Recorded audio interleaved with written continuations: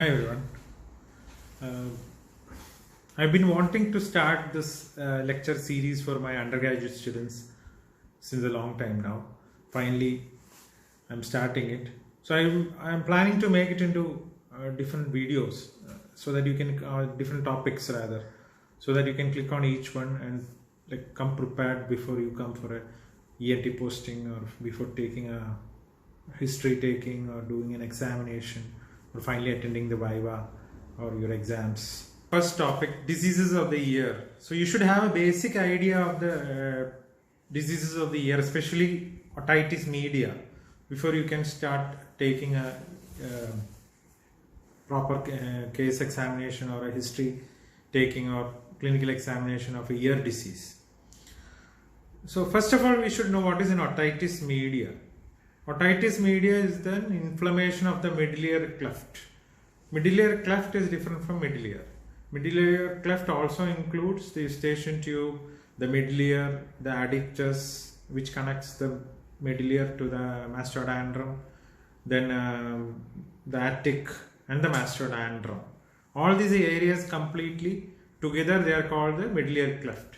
So any inflammation of the middle ear cleft is called an otitis media. So you also know there are different types of otitis media.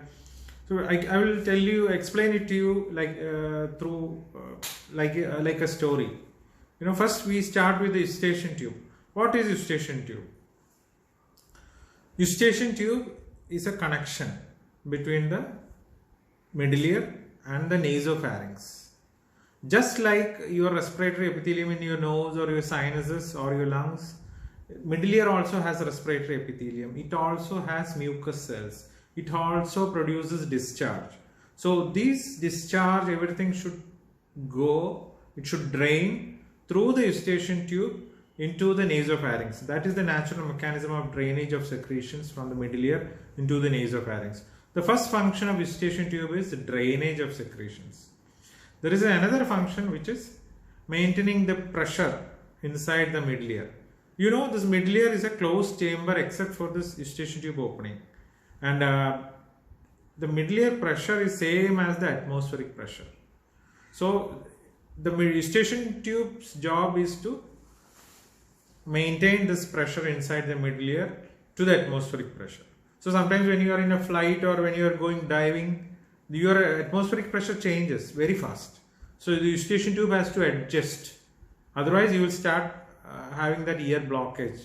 So some of you may have experienced when you are having a cold, when you were in a flight or the flight was going up, you may have felt that ear blockage.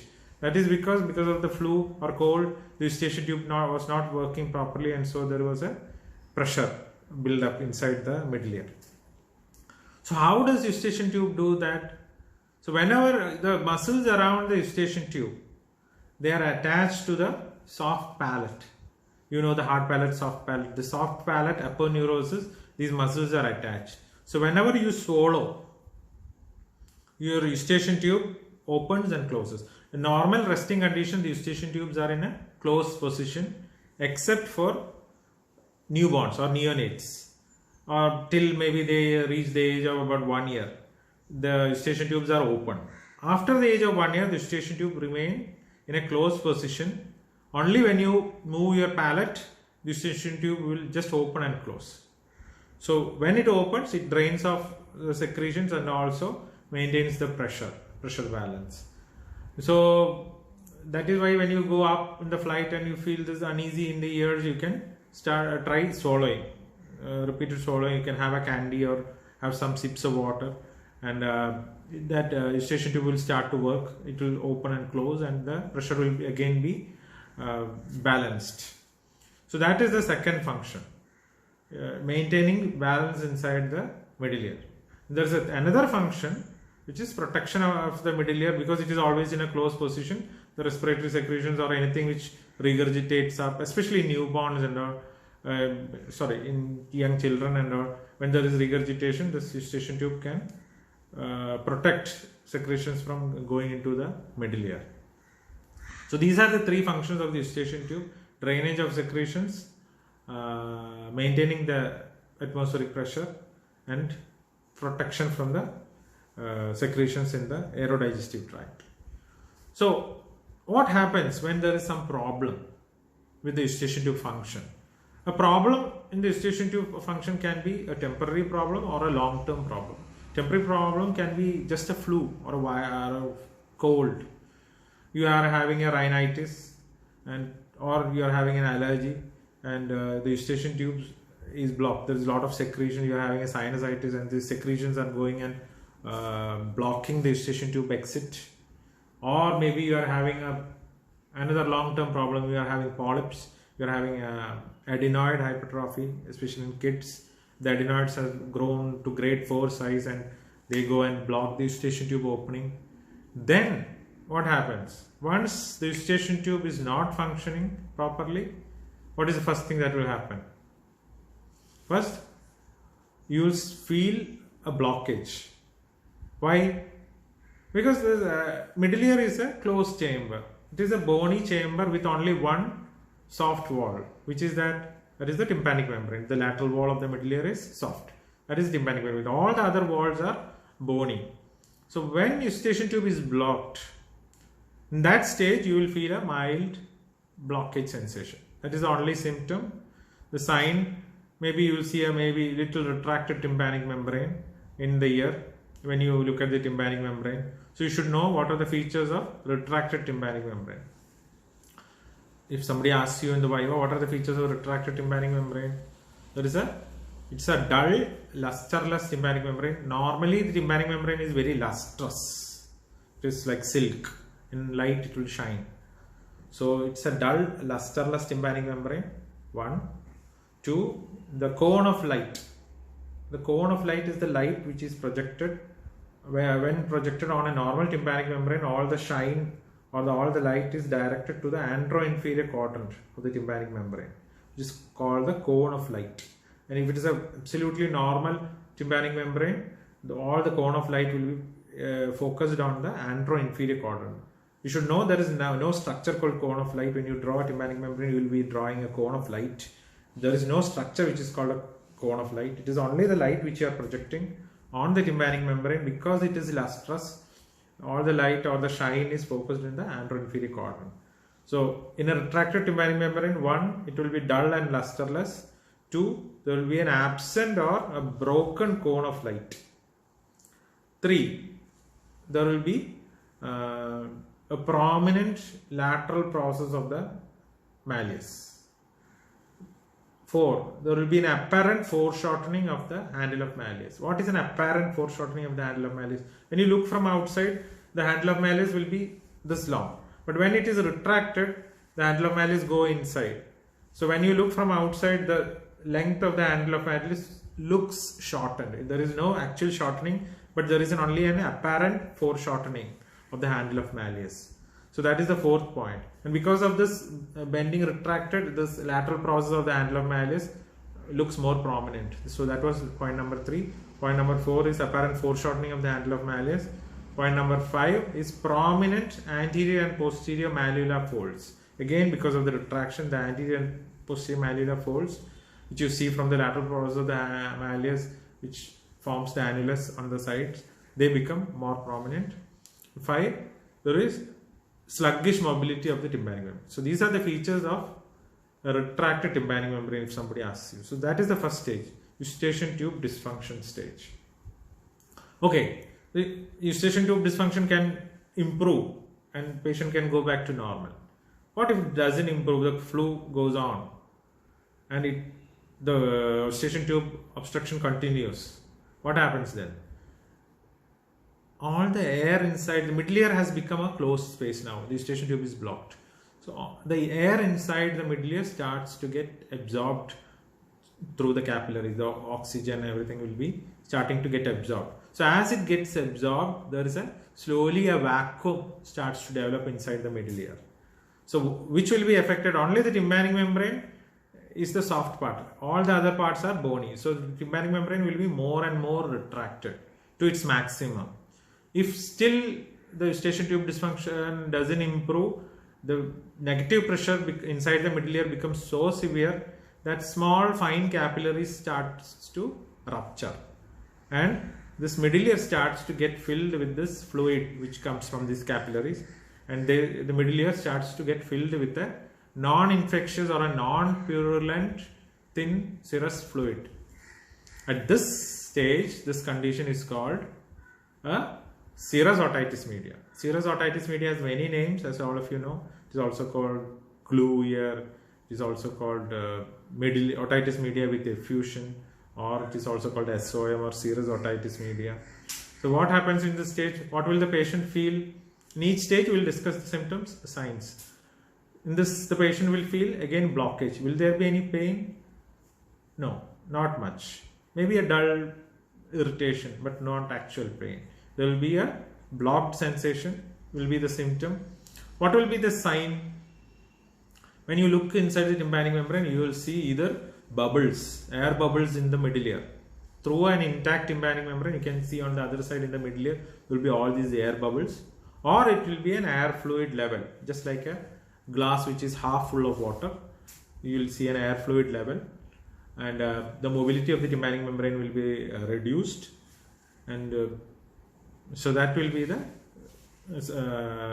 sign in a serous otitis media or otitis media with effusion. Otitis media with effusion is the right term for this disease, not serous otitis media. Examiners like asking the question, what type of discharge you will get in serous otitis media? What type of discharge you will get? It is an intact tympanic membrane. You don't get any discharge in serous otitis media. So look for that question. Okay, so that is serous otitis media. Sometimes the eustachian tube will become normal and the fluid will drain through the eustachian tube and patient will become alright. But what if it again progresses to the next stage? What will happen then? Then some infection, some bacteria, it is actually a culture medium, very good culture medium, what is this middle ear fluid. So sometimes a bacteria or something can get into it and it can catch fire or can get infected. So that condition is called, when this middle ear fluid gets infected, it is called acute otitis media. So what will the patient feel? The patient will start feeling pain and it will get severe pain. Usually it is a child mostly. Children will start to have fever, ear pain, ear blockage sensation will get more severe. And what will you see? If you see early enough, you can see this cartwheel appearance, just like the wheel of a bullock cart. The prominent blood vessels from the center to the periphery. You can see a picture in your textbook. It is called a cartwheel appearance. That if you see only early enough, otherwise you will see a diffusely red congested tympanic membrane. If you know the normal color of the tympanic membrane, this will be a very red and congested tympanic membrane. It is hard to miss. Especially when a patient comes to you in the casualty, the ear pain, you look at the tympanic membrane, it's all pure red. That is acute otitis media. Okay, so at this acute otitis media stage, sometimes patient will come for treatment and they may get antibiotics or symptomatic care and they recover. What if it again doesn't recover? What is the next stage? Next stage is called acute suppurative otitis media. In acute suppurative otitis media, along with this acute otitis media, there is pus formation in the middle ear. When there is pus, it is called acute suppurative otitis media. Okay, so in this tympanic membrane, usually in the anteroinferior quadrant, a small area of necrosis start to develop. Just like a pimple will start to burst, the tympanic membrane will also start to develop an area of necrosis, and slowly it will just perforate and the pus will come out as discharge in the ear canal. So this stage with ear discharge in the in the ear canal with a small perforation in the anteroinferior quadrant, this stage is acute suppurative otitis media. So what will be the symptom? Initially the pain will get more severe and finally it will rupture, and immediately as it ruptures, the patient will be completely relieved of all the symptoms, but he or she will feel some discharge in the ear canal. That's the only thing. So that is acute suppurative otitis media. When you look at the tympanic membrane, what will you see? You will be seeing a small perforation, usually in the anteroinferior quadrant, a small one, and pus flowing out from the middle ear into the ear canal. So that is acute suppurative otitis media. So the acute separatory otitis media, usually once the pus is drained, it becomes all right. And if the patient takes care of the ear, doesn't allow water entry into the ear and all, it becomes normal. The perforation slowly closes off in about 6 weeks time. So you just the patient, you have to just be careful that water doesn't enter the ear. What if it doesn't? The patient doesn't take care. He goes swimming or some water enters the ear regularly and the discharge continues and he's not careful. This perforation slowly starts to become bigger and discharge persists or discharge becomes on and off. There will be also a little hearing loss once the tympanic membrane is perforated. And if this perforation persists for a period more than 3 months, then it is called chronic otitis media. The perforation has become permanent and it is more than 3 months. It is called chronic otitis media. As you all know, the chronic otitis media are of two types, the mucosal disease and squamosal disease, also called tubotympanic disease and atticoandral disease. What I am talking about now is tubotympanic disease or mucosal disease. So in this stage, what will be the symptom? No pain. Patient will be having on and off ear discharge and also hearing loss. These are the only two symptoms in chronic otitis media mucosal disease without complications. When you look at the tympanic membrane, you will see a perforation. The perforation can be small or medium or large. We'll come in the later videos what is small, what is medium, what is large and everything. So there will be a perforation when you look at the tympanic membrane. So that is chronic otitis media mucosal disease. And I'll also say a few words about chronic otitis media squamosal disease or atticoandral disease. Okay, this happens when there is a long-term eustachian tube problem, like maybe adenoid hypertrophy causing a blockage to the eustachian tube for a long period of time, or maybe sinusitis or allergy which is blocking the eustachian tube. So long period of obstruction of eustachian tube may sometimes, in some patients, they lead to retracted tympanic membranes. So this retracted tympanic membrane, especially in areas which is not very thick, especially in the above part, in the pars flaccida. You know, tympanic membrane has two parts, pars tensa and pars flaccida. So in some part of the tympanic membrane can become like a pouch. It can invaginate into the middle ear. The tympanic membrane will invaginate into the middle ear to form a pouch. So you know, tympanic membrane has 3 layers. The outer one is the epithelial layer, just like the squamous epithelium on your skin. The outer layer of the tympanic membrane is skin. There is a middle fibrous layer in the pars tensa, not in the pars flaccida, and there is an inner mucosal layer, just like inside your mouth. There is an inner mucosal layer for the tympanic membrane. So outer skin, inner mucosal layer, and in the middle there is a fibrous layer for the tympanic membrane. So in pars flaccida, you only have the epithelial layer and the mucosal layer. So that is one area which can this pouching or this retraction pocket is more common. So once this starts to invaginate into the middle ear, in this sac, it becomes a sac. The sac, inside of the sac is lined by this skin epithelium, because it is epithelium was outside, and as it invaginates, the inner surface of the sac is lined by stratified squamous epithelium. And this stratified squamous epithelium, like the turnover rate is high. Every few days, these stratified squamous epithelium desquamate and the cells die off. New cells are constantly regenerated. So this dead epithelium starts to accumulate inside this pouch, and there, once it is full of dead squamous epithelium, it starts to become more bigger and bigger, and it begins to expand into the middle ear spaces. And this sac is called a cholesteatoma. So what is cholesteatoma? Cholesteatoma is a sac of dead desquamated epithelium in a sac lined by stratified squamous epithelium, which lies on a fibrous matrix and which has the property of expansion and bone erosion. If you want to define cholesteatoma, you can say that.